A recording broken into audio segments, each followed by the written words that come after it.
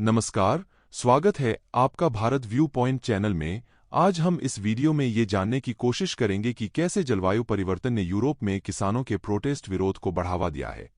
तो वीडियो को शुरू करने से पहले आप चैनल को सब्सक्राइब कर ले ताकि आपको ऐसे जरूरी अपडेट्स समय पर मिल जाए। तो चलिए वीडियो को शुरू करते हैं। बाढ़ और सूखे जैसी चरम मौसमी घटनाओं ने कृषि क्षेत्र पर भारी बोझ डाला है। साथ ही किसान यूरोपियन यूनियन के पर्यावरण नियमों का भी विरोध कर रहे हैं, जिनका उद्देश्य जलवायु परिवर्तन के उन प्रभावों को रोकना है जिन्होंने उनके हितों को गंभीर रूप से नुकसान पहुंचाया है। यूरोप भर में किसानों के महीनों के विरोध प्रदर्शन के बाद भी कानून निर्माता उनके गुस्से को शांत करने में विफल रहे हैं। इस सप्ताह की शुरुआत में प्रदर्शनकारी किसानों ने पोलैंड और जर्मनी के बीच सीमा को अवरुद्ध कर दिया, ब्रुसेल्स में पुलिस पर बोतलें फेंकीं और मैड्रिड में बड़े पैमाने पर रैलियां आयोजित की गई। विरोध प्रदर्शनों के पीछे देश विशेष के साथ साथ पैन यूरोपीय शिकायतें भी हैं, जिनमें ऊर्जा, परिवहन और उर्वरक की बढ़ती लागत से लेकर अनाज और मांस जैसे सस्ते उत्पादों के आयात तक की शिकायतें शामिल हैं। फरवरी 2022 में यूक्रेन पर रूस के आक्रमण ने इनमें से कई चिंताओं में योगदान दिया है। हालांकि जलवायु परिवर्तन भी एक महत्वपूर्ण कारक है। बाढ़ और सूखे जैसी एक्सट्रीम मौसमी घटनाओं ने कृषि क्षेत्र पर भारी बोझ डाला है। साथ ही किसान यूरोपीय संघ के पर्यावरण नियमों का भी विरोध कर रहे हैं, जिनका उद्देश्य जलवायु परिवर्तन के उन प्रभावों को रोकना है जिन्होंने उनके हितों को गंभीर रूप से नुकसान पहुंचाया है। यह सब घटनाएं क्यों हुई, इसको समझने के लिए हमें सबसे पहले जानना होगा कि जलवायु परिवर्तन और यूरोप का कृषि क्षेत्र कैसा है। बढ़ते वैश्विक तापमान के साथ दुनिया भर में एक्सट्रीम वेदर की घटनाएं लगातार और तीव्र होती जा रही हैं। यूरोप कोई अपवाद नहीं है। पिछले कुछ दशकों में महाद्वीप ने सूखा, जंगल की आग, लू, तूफान और भारी बारिश जैसे लगातार और गंभीर प्राकृतिक खतरों को देखा है।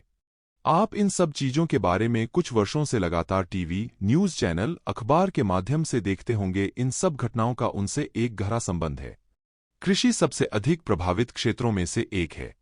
उदाहरण के लिए, यूरोप के प्रमुख उत्पादकों को प्रभावित करने वाले सूखे के कारण जुलाई 2022 और जून 2023 के बीच यूरोपीय संघ का जैतून तेल ओलिव ऑयल उत्पादन रिकॉर्ड निचले स्तर पर गिर गया।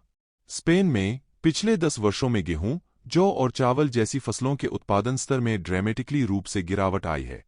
रॉयटर्स की एक रिपोर्ट में कहा गया है कि इसके अलावा फ्रांस, जर्मनी और पोलैंड के कुछ हिस्सों में पिछले साल भारी बारिश के कारण फसल की कटाई में देरी हुई और गेहूं की फसल को नुकसान पहुंचा।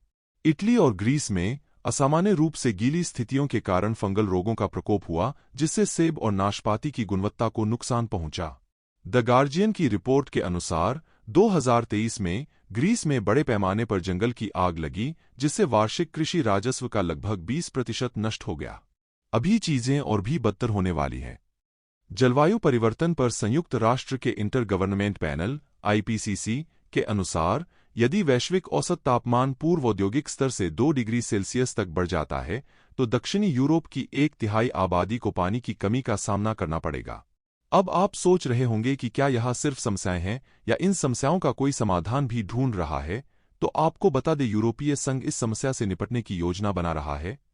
2020 में यूरोपीय आयोग ने यूरोपीय ग्रीन डील को मंजूरी दे दी, जिसने 2050 तक यूरोपीय संघ को जलवायुतस्त बनाने का महत्वाकांक्षी लक्ष्य निर्धारित किया। इसका मतलब है कि यूरोपीय यूनियन ब्लॉक को अपने ग्रीनहाउस गैस (GHG) उत्सर्जन को भारी रूप से कम करना होगा और इसकी भरपाई के तरीके खोजने होंगे, जो शेष और अपरिहार्य उत्सर्जन है। यूरोपीय परिषद की वेबसाइट ने कहा है कि समझौते के तहत 2030 तक GHG उत्सर्जन में कम से कम 55% की कटौती की आवश्यकता है। ग्रीन डील ने यूरोपीय संघ के कृषि क्षेत्र में सुधार लाने के लिए फ्रॉम फार्म टू फोर्क रणनीति की शुरुआत की, जो यूरोपीय संघ के कुल GHG उत्सर्जन का 11% है, और इसे यूरोपीय संघ के एक अधिकारी ने इसकी प्रॉब्लम चाइल्ड कहा। अधिकांश इस बात से सहमत हैं कि इस क्षेत्र को बड़े पैमाने पर जलवायु परिवर्तन की आवश्यकता है। नाइट्रस ऑक्साइड N2O, जिसे हंसाने वाली गैस भी कहा जाता है, इस क्षेत्र की प्रमुख समस्याओं में से एक है। CO2 की तुलना में 298 गुना अधिक शक्तिशाली N20 उत्सर्जन का प्राथमिक स्रोत खेत की मिट्टी है, जहां सिंथेटिक नाइट्रोजन उर्वरकों का उपयोग किया जाता है। इसलिए फार्म से फोर्क तक की रणनीति में 2030 तक उर्वरक के उपयोग में 20% की कटौती शामिल है। द गार्जियन की रिपोर्ट के अनुसार रणनीति में 2030 तक जीएचजी उत्सर्जन का एक अन्य प्रमुख स्रोत कीटनाशकों के उपयोग को आधा करना, गैरकृषि उपयोग के लिए अधिक भूमि समर्पित करना और सभी यूरोपीय संघ की कृषि भूमि के 25% तक जैविक उत्पादन बढ़ाना शामिल है। और यहीं से प्रोटेस्ट जन्म लेती है। किसानों का हरित परिवर्तन ग्रीन ट्रांजिशन के खिलाफ गुस्सा है। हालांकि कानून निर्माताओं का कहना है कि पर्यावरण नियम उन्हें लंबे समय में मदद करेंगे, यूरोपीय किसान इससे बहुत खुश नहीं हैं। उनका दावा है कि नियम बहुत सख्त, अनुचित और आर्थिक रूप से व्यावहारिक नहीं है। कृषि क्षेत्र पहले से ही बहुत कम मार्जिन पर चल रहा है और रूस द्वारा यूक्रेन पर आक्रमण करने के बाद चीजें और भी खराब हो गईं, खासकर ऊर्जा एनर्जी सोर्सेज की आसमान छूती लागत और अंडे और चीनी जैसे खाद्य उत्पादों के सस्ते आयात के कारण मुश्किलें और भी बढ़ गई हैं। इससे यूक्रेन के पड़ोसी राज्यों में किसानों का बाजार बाधित हो गया है। ग्रीन ट्रांजिशन हरित परिवर्तन की नीतियां किसानों पर बोझ और बढ़ा रही हैं। यूरोपीय पार्लियामेंट में बेल्जियन सदस्य टॉम वैंडेन किंडेलेरे के अनुसार किसानों पर दबाव असहनीय होता जा रहा है। उन्होंने फाइनेंशियल टाइम्स को बताया, यह एक ही समय में उन पर प्रहार करने वाली नीतियों की भारी संख्या है जिसे हमें धीमा करने की जरूरत है।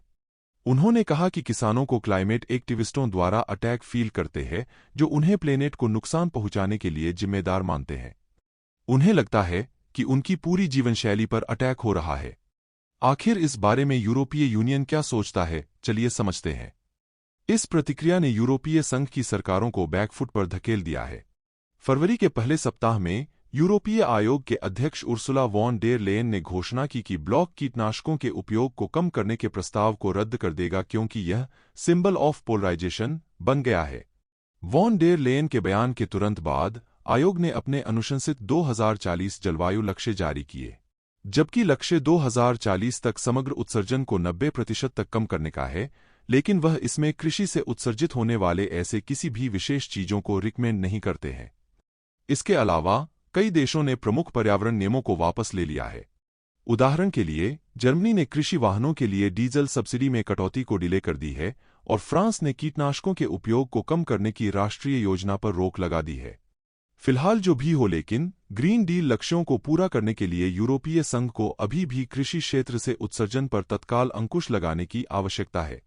ये देखना बाकी है कि यूरोपियन यूनियन किसानों के बीच और अधिक अशांति फैलाए बिना और उनकी आजीविका को खतरे में डाले बिना ऐसा कैसे करता है।